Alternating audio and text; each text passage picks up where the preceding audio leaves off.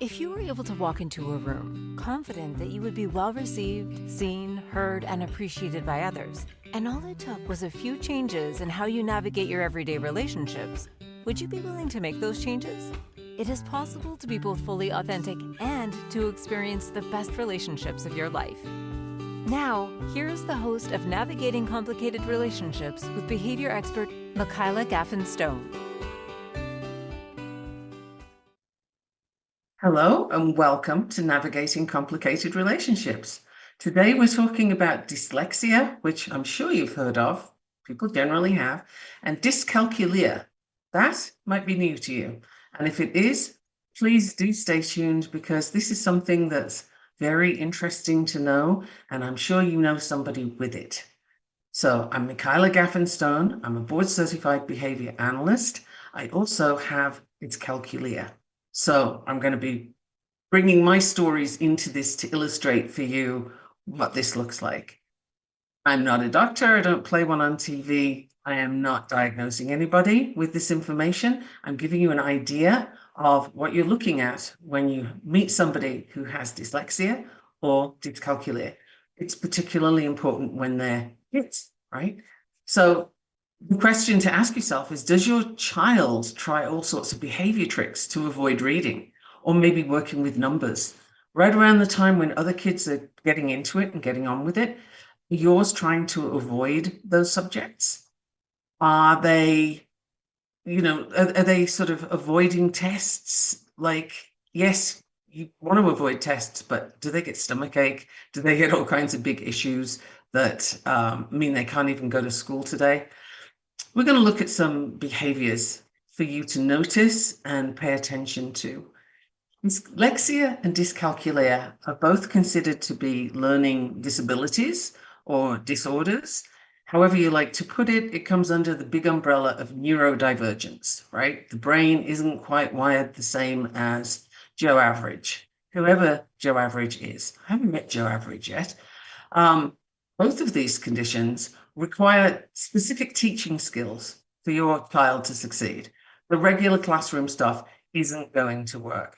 The other thing that you need to know for the person with dyslexia or dyscalculia is they really need some compassion, some understanding, and a whole lot of patience, because I can tell you, if it's not there, it's just not there. And for the child in school, they can often be mislabeled as lazy or inattentive. And ADHD is often, it marches along with dyslexia, for example. It doesn't mean that if you have one, you get the other, no. But there is a fairly high rate of coincidence, that they coincide, comorbidity, however you want to put it. But the one doesn't necessarily mean you have the other. However, it can look with dyslexia, like, or dyscalculia for that matter, when the subject is so difficult to follow along, it can look like the child's not paying attention, like they have a focus issue. To get where I'm going with this, well, this kid needs medication in order to focus. Well, that's a bit like putting a Band-Aid on your toe when your arm just dropped off. It really isn't going to do anything useful, right? It'll sit there, but it's not very useful. Dyscalculia is understudied, largely unknown. And by the end of this episode, I hope that you are going to know a lot more about it than you're starting with, and that you'll have some tools and tips on how to help your child at home, at school. Hang with me. Let's see what we have in this episode today. So I'm going to start with dyslexia because that's the one most people know. And the person with dyslexia, their intelligence is not affected by dyslexia, right? The person can have normal intelligence, superior intelligence. There can be other conditions that lower the intelligence. It's not a factor. The two things don't go together. What's affected is the part of the brain that's responsible for processing reading and, to a degree, language. Now, dyslexia tends to run in families, and it has been linked to certain genes that are responsible for processing reading and language, but it's not automatically genetic. And just for interest's sake, not for a child particularly, but for the adult who becomes dyslexic, it can occur with traumatic brain injury. It can occur with stroke, dementia. And if you think of it, all these things have an impact on the brain, and it will alter how the brain operates, how well it's functioning, and it can affect different parts of the brain. So if the area that works with language is affected, then that person could become dyslexic. And that would be very difficult for somebody who didn't start off that way to suddenly handle all these differences.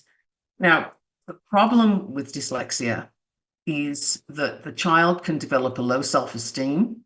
They can develop behavior problems, because behavior is communication, right? I mention this a lot, and some people have said to me, oh, that's a cliche. Okay, work with me here. Behavior is, in fact, communication. If you don't have the language to express what's going on for you, you can behave what's going on for you. So the person who's unhappy, they might not know exactly why they're angry about something, for example, or why they're unhappy about something.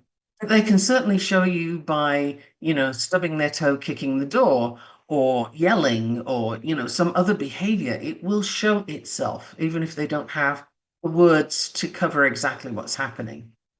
So this child is very prone to anxiety, and wouldn't you be? If you're trying to read things, you're trying to make sense of this book that the teacher wants you to read, or more difficult, you're trying to summarize something. That's very difficult for somebody with dyslexia, to summarize a story. So if that's their homework, you've just given them something of a nightmare. And yeah, that's going to build anxiety. Sure it is, particularly if that child doesn't feel supported. So finding out early that your child has dyslexia, it's very possible. There are lots of tests out there. There are lots of things to look for. And there are special tutors for dyslexia. There's all kinds of ways that you can approach dyslexia. It does not have to be a stumbling block in school. It does not have to be a big problem. But if it's not treated, if the child doesn't feel supported and understood, then anxiety is going to skyrocket, particularly if they're in a school that's not very tolerant and not very aware of dyslexia and what that looks like. All of those things I've mentioned, the low self-esteem, the behavior issues, anxiety, goes together, and you have a ball of aggression coming up, right? That's what you can be dealing with. And it's a sort of cover, if you will, for feeling inadequate, for feeling like they're less than the other kids, because that's kind of the impression they get, right? It's not true, but it's the impression that that child gets. Then you can end up with social withdrawal from parents, from friends, teachers. And I have a story for you at this point of a child that I worked with. This was a teen, and the teen family had gone through every kind of therapy they could find. The school had done interventions. They had exhausted all the avenues when I was asked to work with them. Now, I mention all of that because this is not a task I would have taken on if they had other avenues, such as therapy. They'd used everything, including medication. They'd gone the whole route.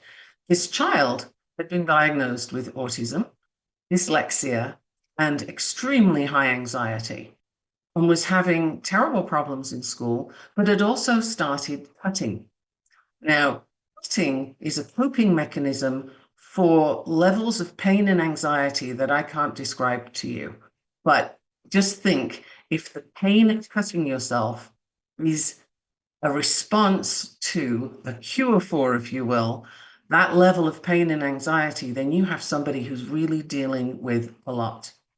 So I did work with this family, and we really worked on what the causes of the anxiety were, rather than taking away the tools that he used, because taking away the tools that someone uses to cut with can lead them to find more problematic tools. So that wasn't something I wanted to do. I am not prescribing this for anybody. I do not recommend that you go this route at all without very careful supervision. So go see a doctor if you're looking at this kind of problem. Do not take my word for this. This is my experience. This is what I've done. I am not prescribing. So that is absolutely a disclaimer there. However, this child was also socially withdrawn and a great many things. A year later, after we'd worked together, he's social, doing really well, and in an alternative schooling environment that works way better than the traditional school, and they are geared for people with dyslexia. And once all of those systems kicked in, the anxiety kind of got to a more manageable level. So it's really key. Don't underestimate what dyslexia can do to your child's self-esteem. It can be huge. And then when the person with dyslexia reaches adulthood, well, depending on what they've had for support during the school years, they might not reach their full potential as adults. Educational, socioeconomic impacts, all of these things can come forward, and you end up with a genius working at a fast food joint. And that can be, okay, it's a job, yes, but I'm not even going to look at what's worthwhile and what isn't. But would you call that reaching full potential? I would not. I think it's really important to figure out what you can do. Now, I asked someone with dyslexia recently, how would you describe the effect of dyslexia on who you are and how you show up in life? And her translated quote, because the answer was in Dutch, was, "It gives me creativity and the ability to see images in my head and walk around it. It makes me a non-linear thinker. Think outside the box." And this person has learned to embrace the gifts that dyslexia brings with it, because when you have an area that's not functioning the way you expect it to, you're going to have other areas that do so much better. So think of the person who can't see. Their hearing is likely to be absolutely so acute that they can hear things that, you would never hear. So that's the kind of thing that can happen. Other areas of the brain are going to kick in and say, hey, let's make this rock. So I'm going to go into what the signs can look like and typical signs, but don't take the things I'm telling you as that's it. This kid needs help. These are things that what I want you to look at is, do you need to pay more attention here? Is there some tests that you want to do? There are tests you can do at home for dyslexia. Do you want to just look into that? Let's not pathologize a child having different rates of learning. Some kids are going to be a little slower to pick up than others, and that's perfectly fine. They'll get there in the end. But a child who's endlessly struggling, who feels probably physical pain when they try and do this stuff, that's the child that you really need to look at and say, what are we doing here and how can I help? What are the signs and symptoms of a child with dyslexia? So I'm going to get into that after the break, and that's coming up in just a couple of minutes. I want to remind you that you can contact me anytime. I'm on Facebook, I'm on LinkedIn and Instagram, pretty much in that order of difference. You can message me and I will respond. Just look up Michaela Gaffen Stone and there I am. Or you can email me at mickey@gaffenstone.com, MIKKI@gaffenstone.com. My website is still available. I'm rebranding and that's going to change soon. But I also have a parenting package available called Parenting Reimagined. And that's coaching from a different perspective. And this can include things like working with a child with dyslexia and dyscalculia. I'm not a tutor. I'm going to help you figure out what you need and how to get that, where to get that, what that looks like, where your areas of control are. And I think all of those things are so important to know. So the break is coming up. Don't go away. We're going to get into signs of what dyslexia looks like. And after that, we'll get into dyscalculia. So hang in there with me. You're here on the Inspired Choices Network, listening to Michaela Gaffen Stone on navigating complicated relationships. See you in a minute. What if your relationships could be a source of delight instead of a source of struggle? In a world where human interactions are anything but straightforward, tuning in to Navigating Complicated Relationships with behavior expert Michaela Gaffen will offer you insights, tools, and a whole new level of understanding for you to use right now. Listen for Navigating Complicated Relationships with Michaela Gaffen Wednesdays at 12 p.m. Eastern, 11 a.m. Central, 10 a.m. Mountain, 9 a.m. Pacific on InspiredChoicesNetwork.com.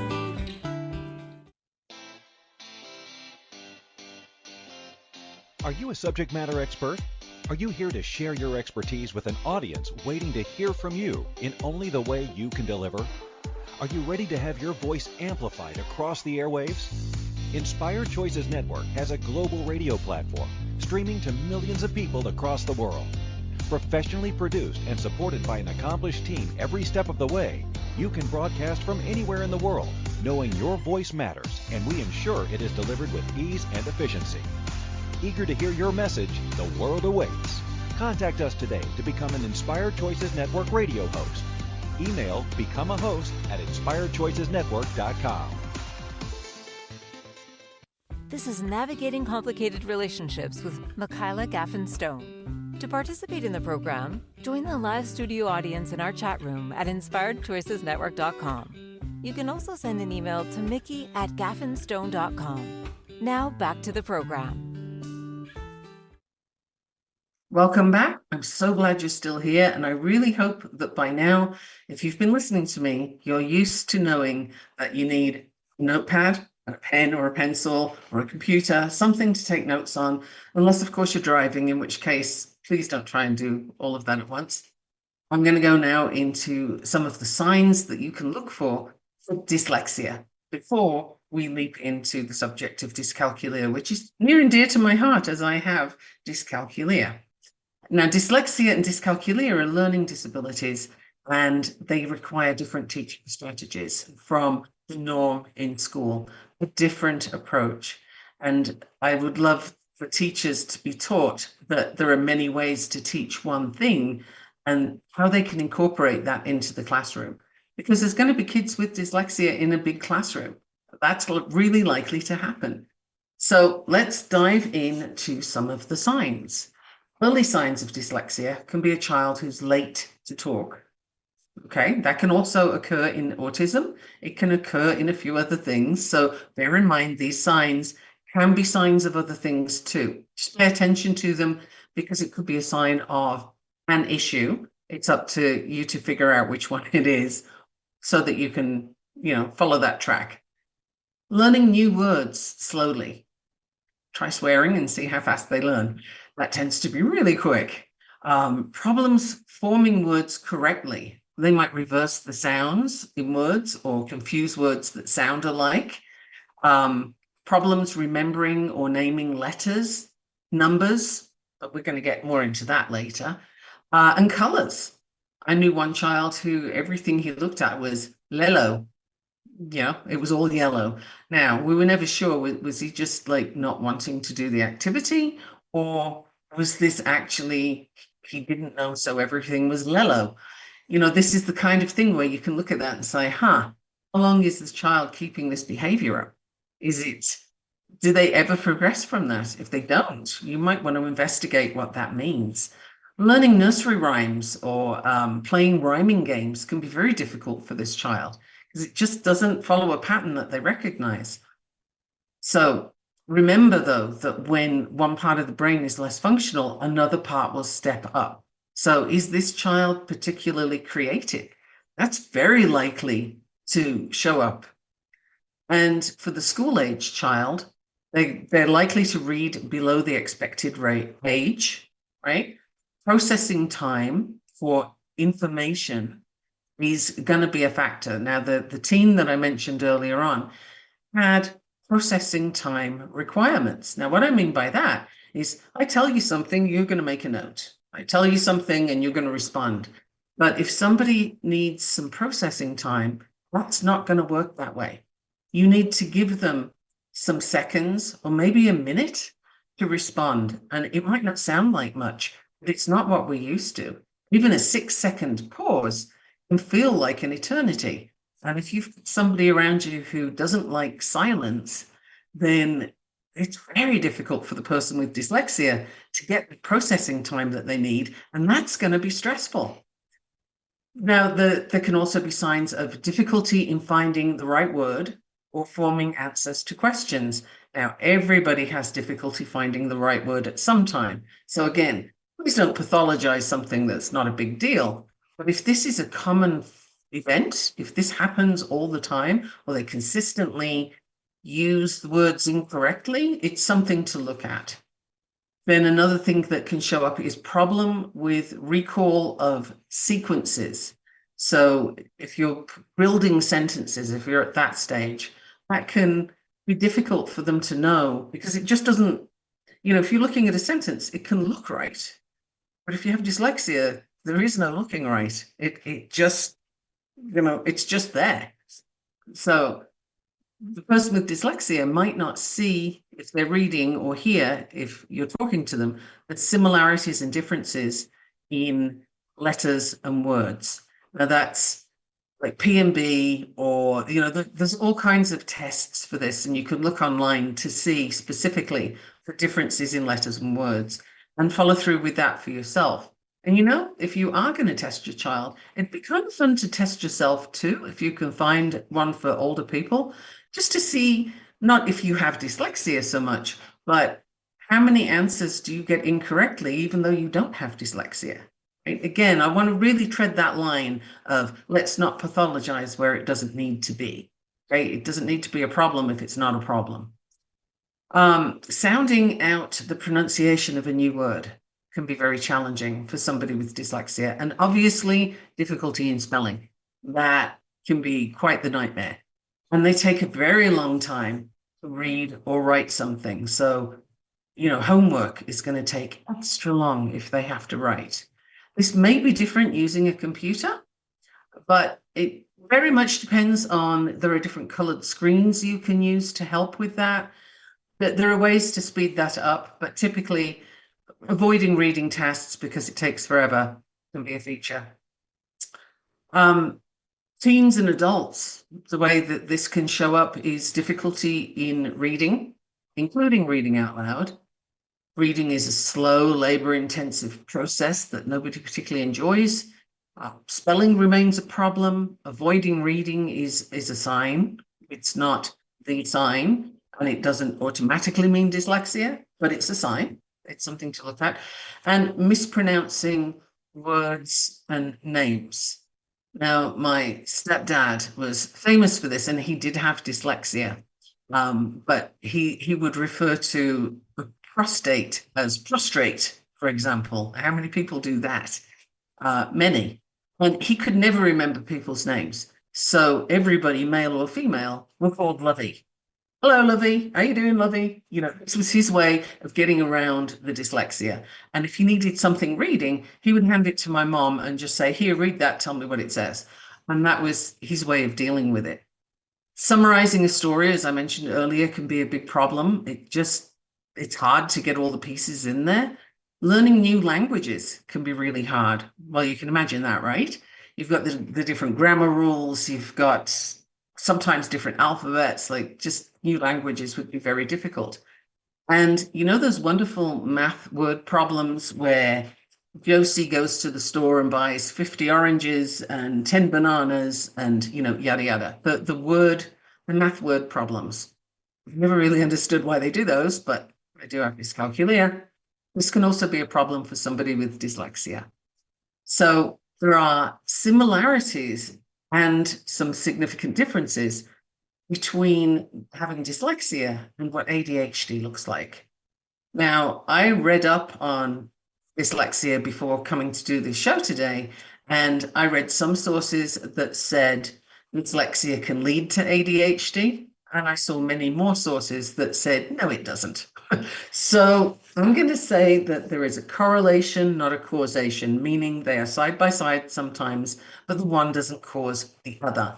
So that's important to know. They're separate. They're not part of the same thing. People with dyslexia are often really good problem solving. I am about to give you a whole bunch of things that they're good at. So pay attention to this too, because these are things you can foster and develop and really help and acknowledge, right? Problem solving, awesome. Creative, very observant, high levels of empathy. And you know what high levels of empathy means? It means they're very sensitive and they're very aware. So if somebody's giving them a hard time and thinks they don't notice because they're not smart, yeah, they notice. Yeah, they get it big time. Those high levels of empathy can be as much a burden as a blessing. Big picture thinkers, really good at that. Think of Richard Branson, who is dyslexic. Now, that guy, he's got three-dimensional thinking, big picture thinking, great at making connections, strong narrative reasoning. All of that describes Richard Branson. And all of that are elements of success people with dyslexia can have. Puzzle solving, really strong visual memory, brilliant spatial reasoning. And I mentioned earlier, great at connecting with others, because you're going to really focus on your verbal communication and on your non-verbal communication, your body language, because you don't have the written form to play with, right? So that's something that somebody with dyslexia is likely to really be very good at. I have a few more famous people with dyslexia. Alexander Graham Bell was thought to be dyslexic. Albert Einstein, I mean, he also had Asperger's. Bill Gates, likewise. Thomas Edison, who was considered to have ADHD as well as dyslexia. And Louis Pasteur, who had dysgraphia, which means his writing was a problem as well as his reading. I mean, he really had some challenges, and yet look at what he achieved. So that's dyslexia in a nutshell for today. And now I'm going to move very smoothly into dyscalculia and a little bit of math anxiety, because sometimes the one can be mistaken for the other, and both affect how kids can do math.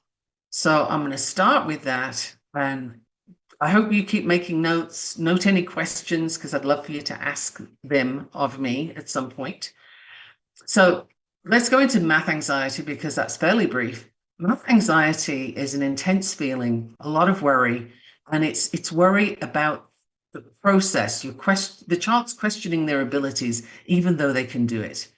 And it's a bit like, the comparison I'm going to give you is, if you have dyscalculia, it's like hiking up a mountain with a broken leg and not being able to climb the peak. Then math anxiety is like hiking up the same mountain with constant worry about what might happen if you try to climb the peak.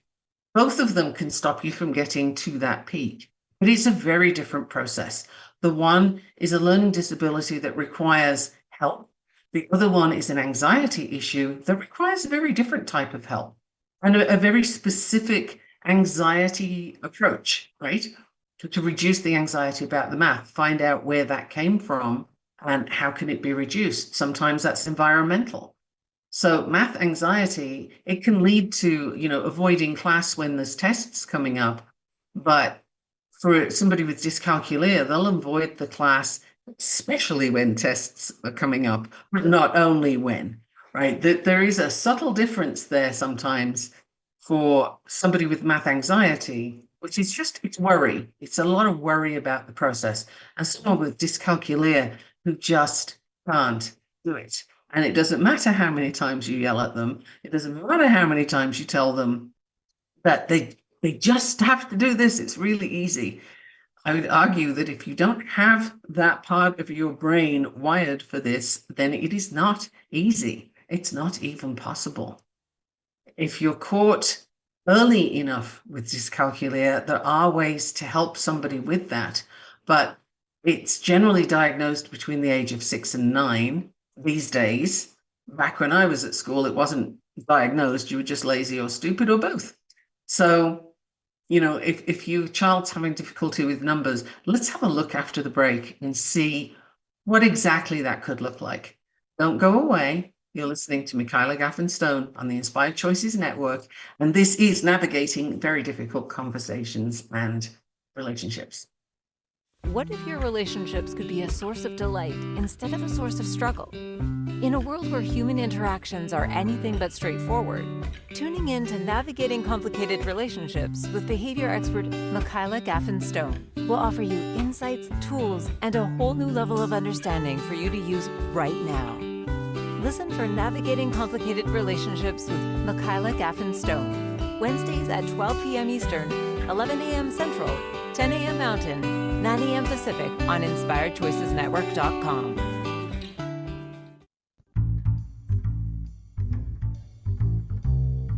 How wonderful would it be to carry your favorite Inspired Choices Network host with you throughout your day? Well, now you can. Inspired Choices Network now has its very own mobile app. Our free app offers live streaming shows, along with thousands of podcasts and TV episodes. Our shows cover a wide variety of topics. Whether you're waking up with us, carrying us through the day, and taking us to bed with you, we're always here for you to enjoy. We're easy to find. Just search for Inspired Choices Network in the Apple App Store or Google Play Store. This is Navigating Complicated Relationships with Michaela Gaffen. To participate in the program, join the live studio audience in our chat room at InspiredChoicesNetwork.com. You can also send an email to mickey@gaffenstone.com. Now back to the program. Welcome back. I'm so glad you're here listening to me, Michaela Gaffen, and we're talking about dyslexia and dyscalculia today. Most of you will have heard of dyslexia, and some of you may have it. Dyscalculia, most of you probably haven't heard of it, and some of you may have it. So this is something, if math has always been an absolute nightmare for you, and it doesn't matter, you just can't do it. It doesn't matter who teaches you or how or why, it's not there, then this might be something you want to investigate. Now, I did my degrees, I have 4 of them. I did my degrees later in life. I didn't do them straight after school. That wasn't an option for me. But when I went to school to do my degrees, I, of course, had to have math. That was one of the subjects that you can't avoid. So I opted for statistics because that was the most likely thing that I could get through with my dyscalculia. And I had a brilliant statistics teacher recommended to me by my husband.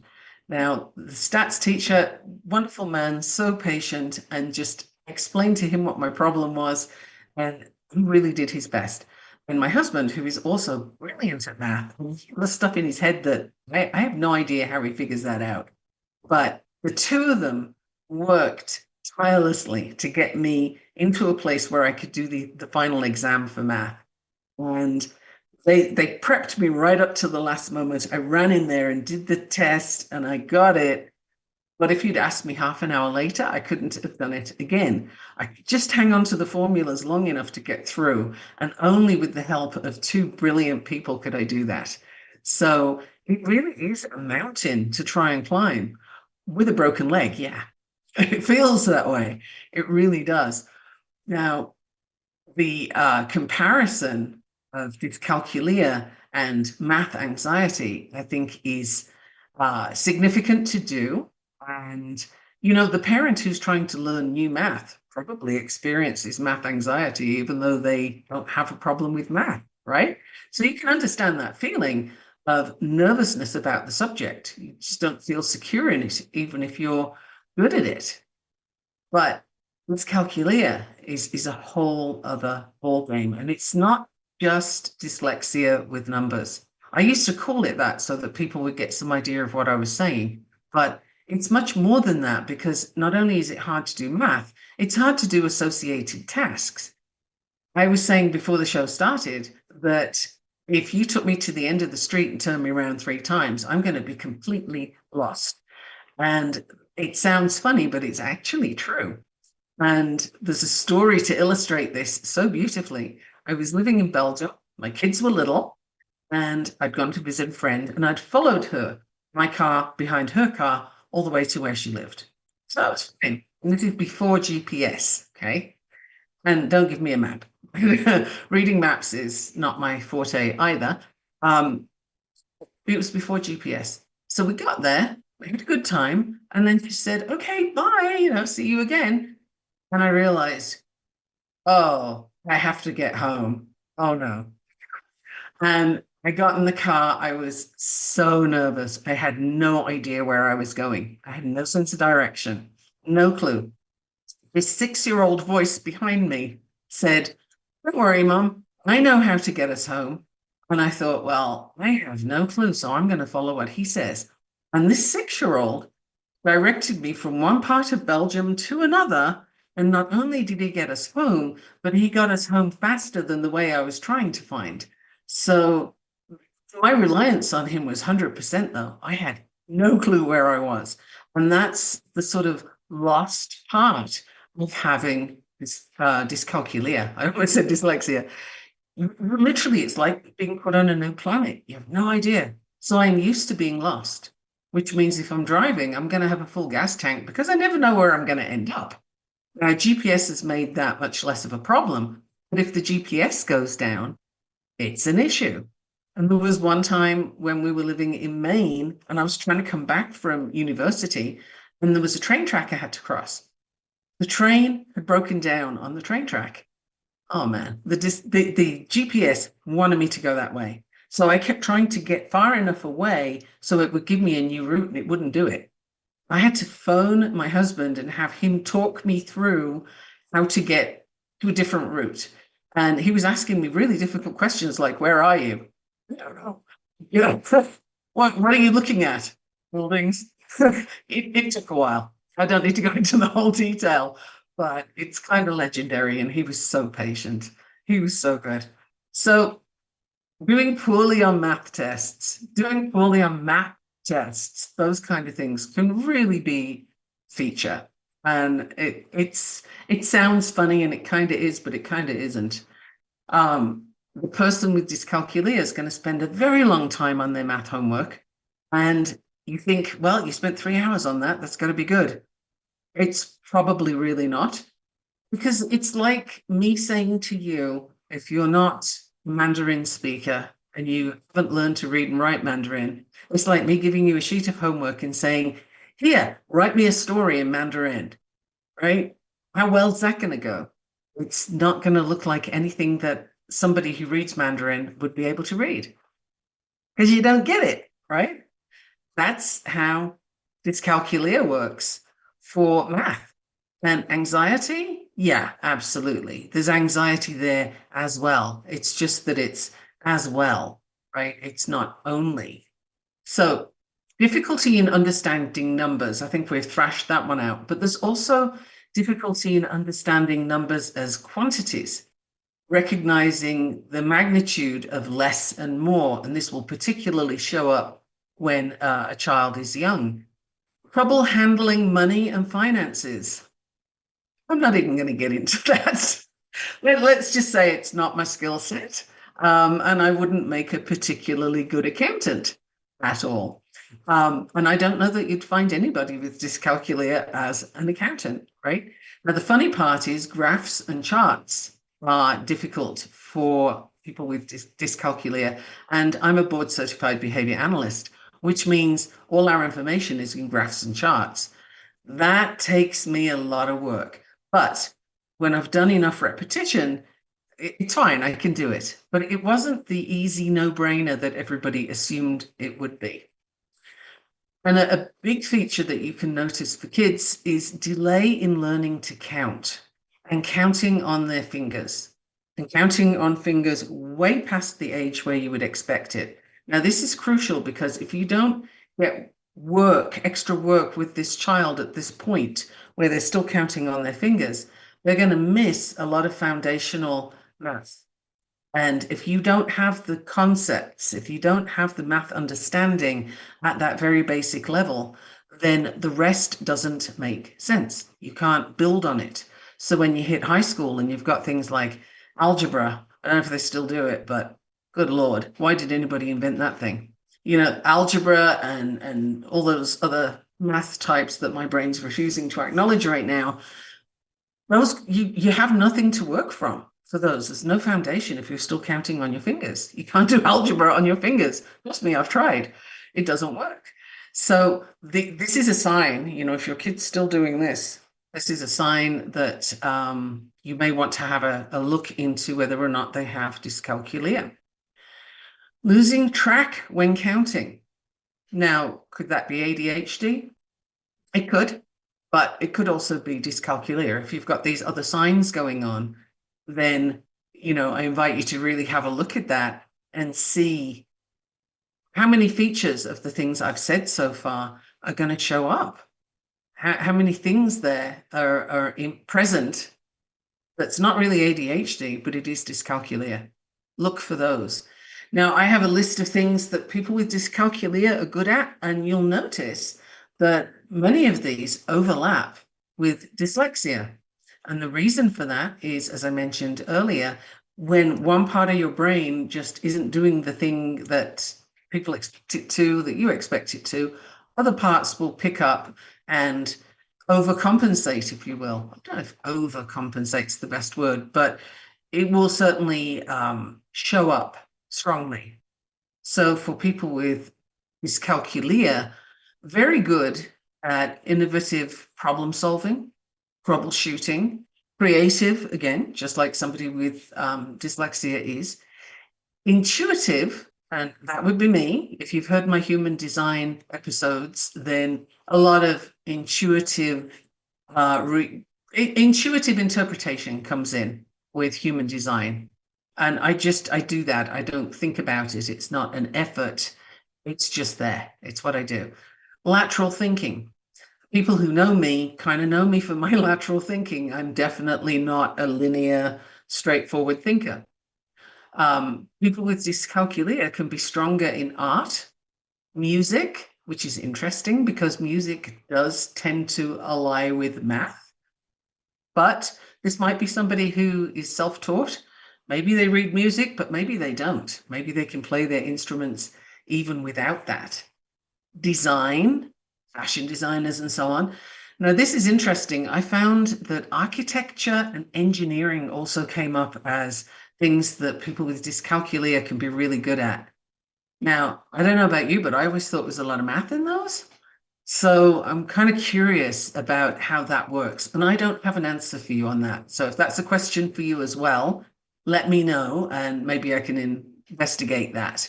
If it's not a question for you, then maybe I won't. So let me know.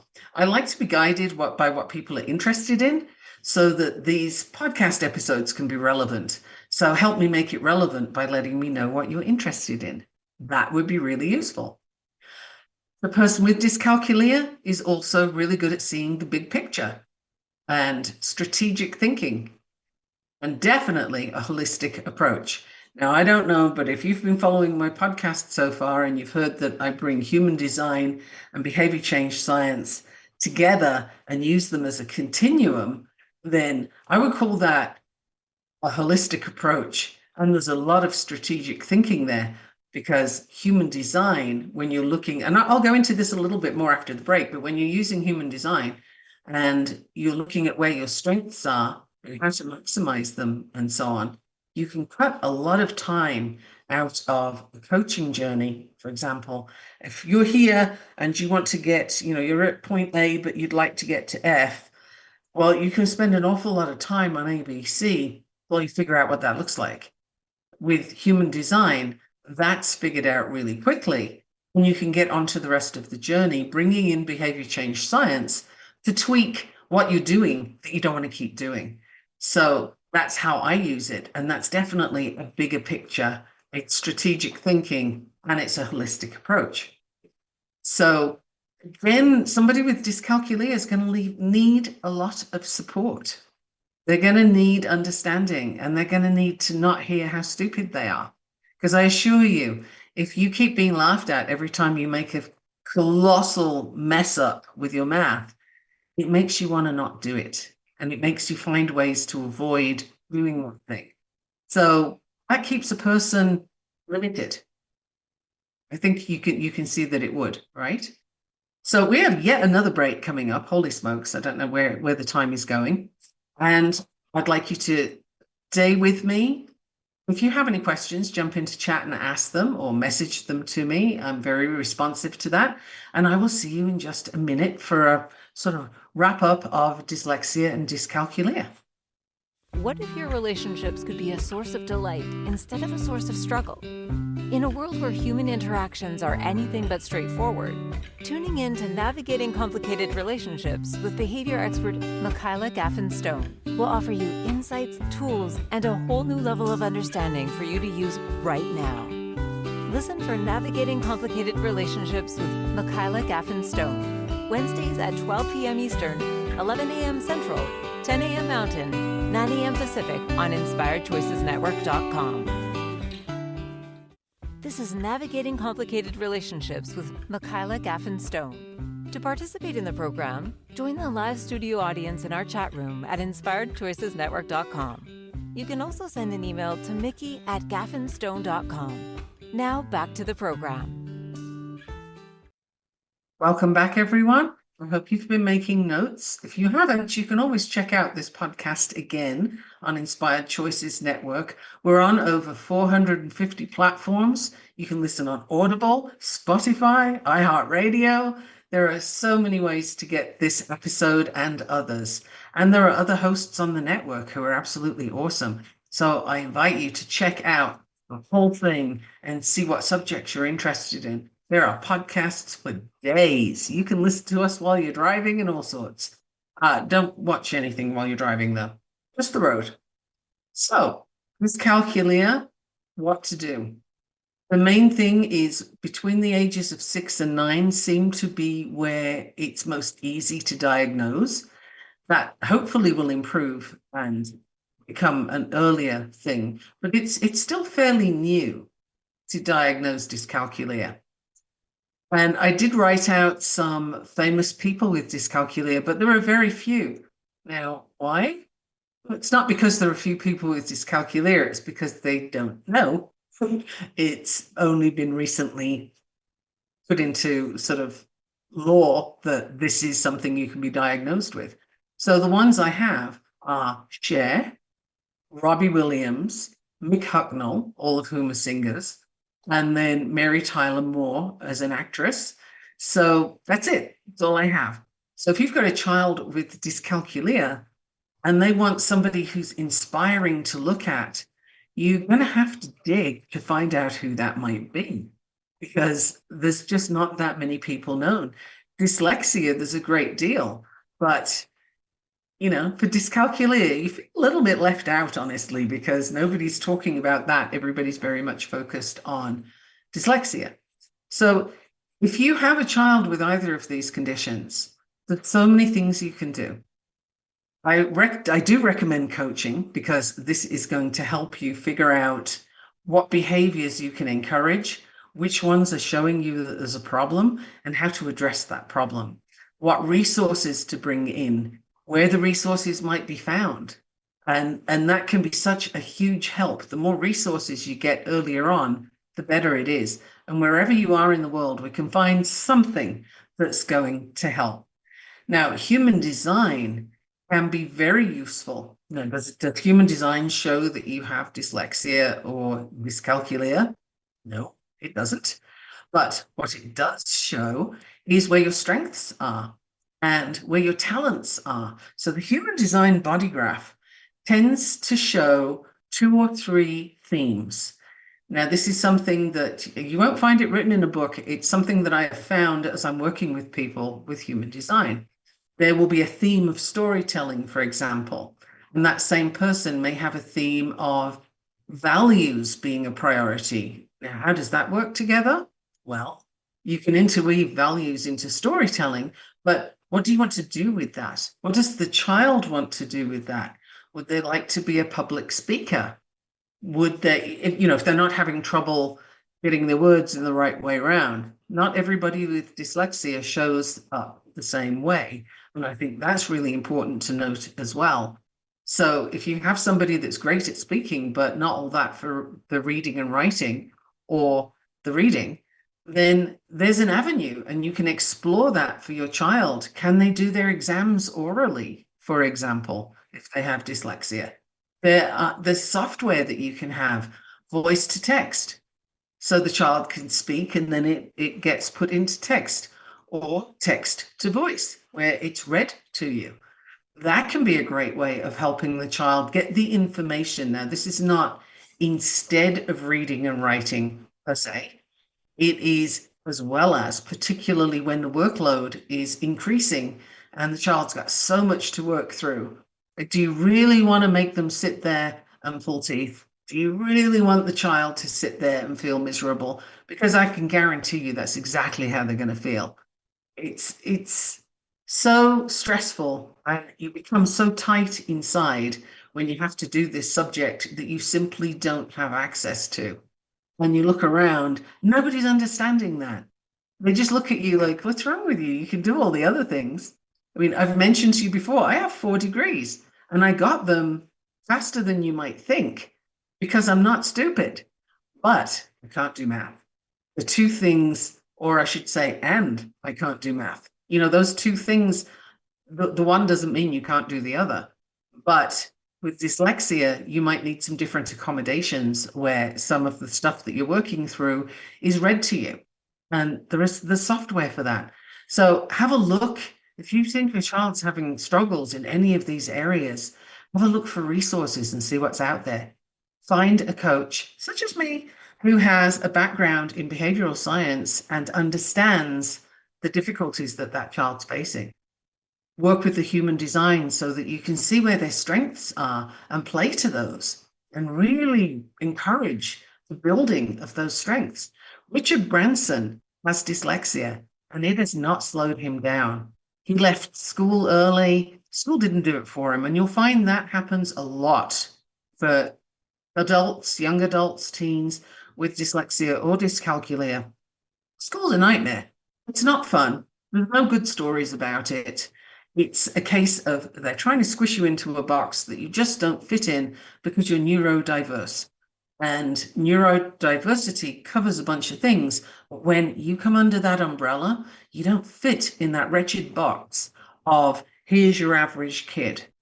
And frankly, it's time to get rid of that box because, as I mentioned right at the beginning, I don't think I've ever met Joe Average. It's just a point on a bell curve. There you go, I used math. It's a point on a bell curve that doesn't actually exist. So let's think differently about this. Parenting Reimagined is a way of approaching how your child's dealing with dyslexia, dyscalculia, ADHD, autism, any of these things, and having a way for them to capitalize on the things they can do so well, work around or with, depending on where they're at, the issues that come up for them, and live a really full life to the fullest potential. Why not? I've mentioned before, it's a Brené Brown quote, and I love it. I'm maybe reversing it, funnily enough, but basically she says that fitting in is the opposite of belonging. And we want our kids to belong, right? A chameleon fits in. A chameleon will change its color to match the background so that it's not remarkable. It doesn't stand out. It's not that it belongs, you just don't notice it. Now, do we really want kids that are neurodiverse to be in that position? As somebody who's in that category, I'm going to say no. Let's have a whole lot of standing out, shall we? So I invite you to have a conversation with me on the subject. If this is you or your child or somebody you know, you can always book a call with me and let's have a chat. My website has a booking button. My emails have a booking button. And the website is www.gaffenstone.com. If you want your human design read, that's the place to go. And if you want your child's human design read, we can really play. The interaction between your chart and your child's chart is fascinating. How can we all be really successful with this? That's what I invite you to think about. And I invite you to contact me and let's set up a call and see what we can do. We can at least come up with a strategy for you to move on with, even if you're not coaching. How good is that, right? I will see you next week. I have an amazing guest next week. Don't go away. This is an author and he is incredible.